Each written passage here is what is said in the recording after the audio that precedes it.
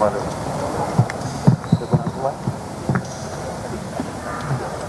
kasih rekan-rekan wartawan. Kami tim dari pembela Prabowo Gibran pada kesempatan ini akan memberikan sekilas pandangan kami terhadap pembacaan permohonan yang tadi secara berapi-api dibacakan oleh kuasa hukum dari pemohon nomor 1, Pak Anies Baswedan dan Pak Yahya Muhaimin.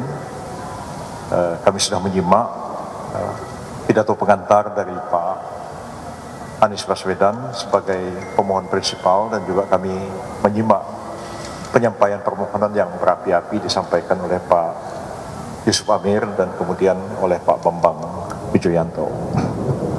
Saya akan memberikan tanggapan sekilas yang selanjutnya akan disampaikan oleh para wakil ketua yang hadir dan para senior yang hadir di sini. Intinya sih kami menilai bahwa permohonan ini lebih banyak narasi, asumsi, hipotesa daripada menyampaikan bukti.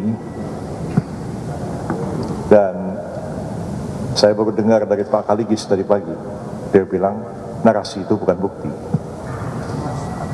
Begitu juga asumsi itu bukan bukti, sesuatu yang harus dibuktikan. Begitu juga patut diduga dan sebagainya disampaikan tadi, sesuatu yang memang harus dibuktikan. Jadi lebih banyak opini yang dibangun, narasi yang dibangun daripada fakta-fakta, bukti-bukti yang diungkapkan di dalam persidangan ini. Dan karena itu kami akan menjawab nanti besok jam 1 siang terhadap permohonan yang disampaikan oleh Pak Anies Baswedan dan Yahya Muhaimin, dan kami sudah mempersiapkan jawaban, mematangkan, dan besok sebelum sidang jam 1 siang besok kami akan menyerahkan jawaban tertulis, tanggapan tertulis kami kepada Mahkamah Konstitusi. Secara umum tidak ada sesuatu yang sulit bagi kami untuk menjawab atau menanggapi permohonan itu, oleh karena seperti yang saya katakan tadi, lebih banyak merupakan narasi, dugaan, patut diduga, dan lain-lain sebagainya, bukan sesuatu yang merupakan fakta yang harus diungkapkan dalam persidangan. Pak Oto, silakan memberikan tanggapan. Terima kasih teman-teman wartawan. Apa yang dikatakan oleh Prof. Yusril, saya pikir itu adalah suatu fakta dan itu benar yang disampaikan Pak Yusril. Perkara ini hanyalah merupakan penggiringan opini masyarakat. Coba kita bayangkan ya, ini bukan permohonan suatu pengujian undang-undang. Ini adalah sengketa, ya, sengketa Pilpres. Kalau namanya sengketa, ada pihaknya. Pihak termohonnya itu KPU. Tetapi tidak ada satupun saya lihat di sana itu yang dipersoalkan tentang apa yang dilakukan oleh KPU. Perbuatan yang dilakukan KPU tidak ada dipersoalkan. Yang dipersoalkan justru adalah persoalan yang adalah tindakan-tindakan dari pemerintah dan presiden yang tidak merupakan pihak di dalam perkara ini. Ini kan aneh nih.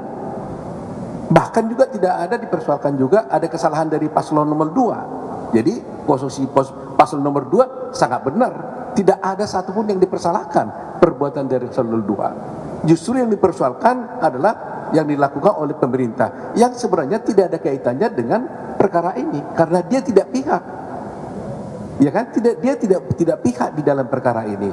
Jadi terlihat memang ini adalah upaya-upaya yang subjektif dari pihak pemohon untuk mendiskreditkan pemerintah, khususnya Pak Presiden, dan secara pribadi juga untuk Pak Gibran Rakabuming Raka. Ini pokok daripada permohonan ini.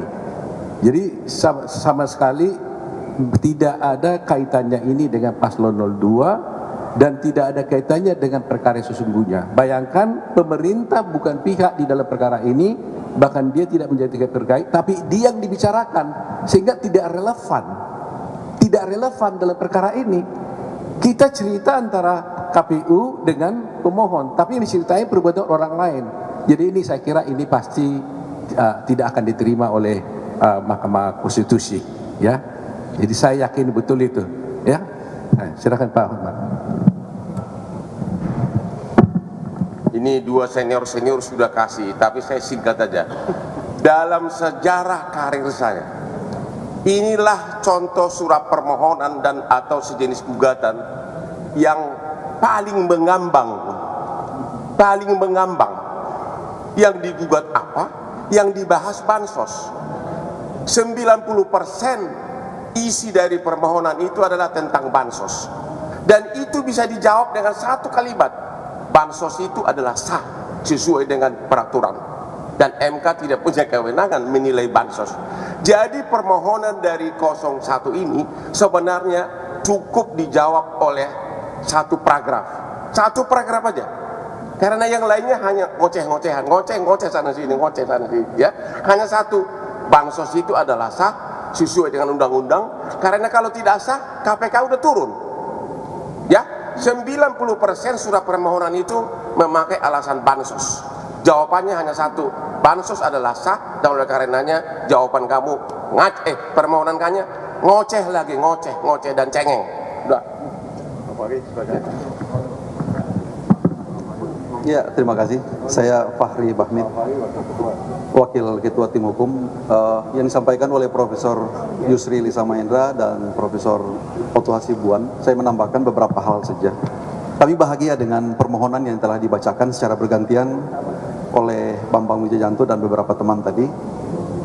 Sedianya kami berpikir yang disampaikan, opini awal yang disampaikan oleh Bapak Anies Baswedan itu sebagai sebuah opini pembuka, tetapi ternyata opini itu dilanjutkan dengan yang disampaikan oleh Bambang Wijayanto dan Pak Amir, ya. Sehingga kami bahagia sekali bahwa memang permohonannya dengan format dan model yang demikian itu, dan insya Allah kami akan telah menyusun argumentasi untuk menyampaikan bantahan-bantahannya. Tadi sudah disepakati bahwa persidangan selanjutnya akan digelar pada besok pukul 13 dengan agenda untuk mendengarkan jawaban dari pihak terkait dan pihak termohon tentunya. Kami meyakini sungguh bahwa semua argumentasi yang akan kami kemukakan nanti tentunya sejalan dengan apa yang menjadi kewenangan dan yurisdiksi absolut daripada kewenangan Mahkamah Konstitusi, bahwa pada hakikatnya Mahkamah Konstitusi tidak mengadili soal-soal di luar itu, tidak mengadili soal-soal yang berkaitan dengan asumsi dan hipotesa, tetapi Mahkamah Konstitusi akan fokus kepada kewenangan konstitusionalnya untuk mengadili hasil. Dan seperti yang kita dengar tadi dari awal pembacaan permohonan sampai dengan kesimpulan dan petitum, tidak ada sama sekali sesuatu apapun yang berkaitan dengan kewenangan ataupun yurisdiksi dari Mahkamah Konstitusi. Dengan demikian kami sangat happy dengan permohonan yang demikian itu, dan selanjutnya kami akan menjawab sesuai dengan kewenangan yang telah diberikan oleh Mahkamah Konstitusi dalam sesi penyampaian jawaban dan eksepsi yang akan kami kemukakan besok hari di Mahkamah Konstitusi. Terima kasih dari saya.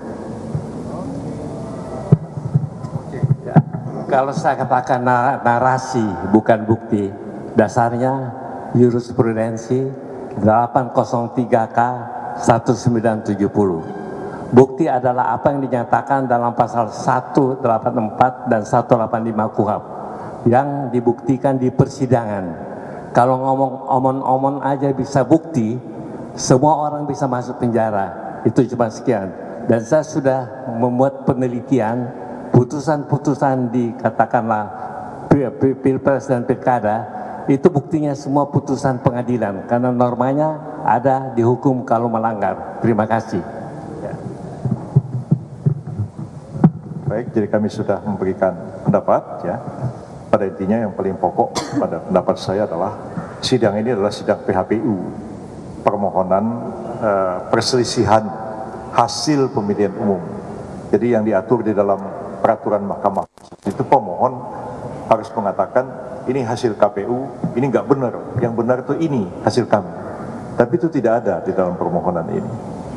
Demikian. Terima kasih banyak.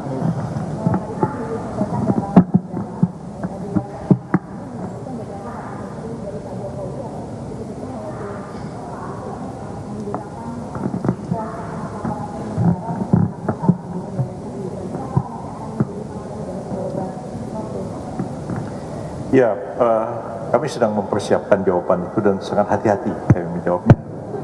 Oleh karena kalau dijadikan mereka sebagai saksi, saya kira lebih baik Mahkamah Konstitusi yang memanggil mereka. Mahkamah Konstitusi kan berwenang untuk memanggil siapa saja untuk memberikan keterangan dalam persidangan ini. Jadi sebenarnya pokok persoalan yang menjadi termohonnya itu kan adalah KPU. Kami ini pihak terkait yang membela kepentingan Pak Prabowo dan Pak Gibran. Jadi kami pun sebenarnya tidak ingin terlalu banyak melibatkan pemerintah di dalam perkara ini.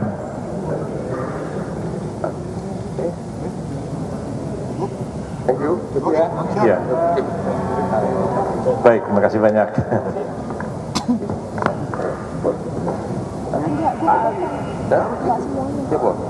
Tadi udah susun lagi lah. Kalau nggak, kalau nggak, baru baca pesawat ke Bali.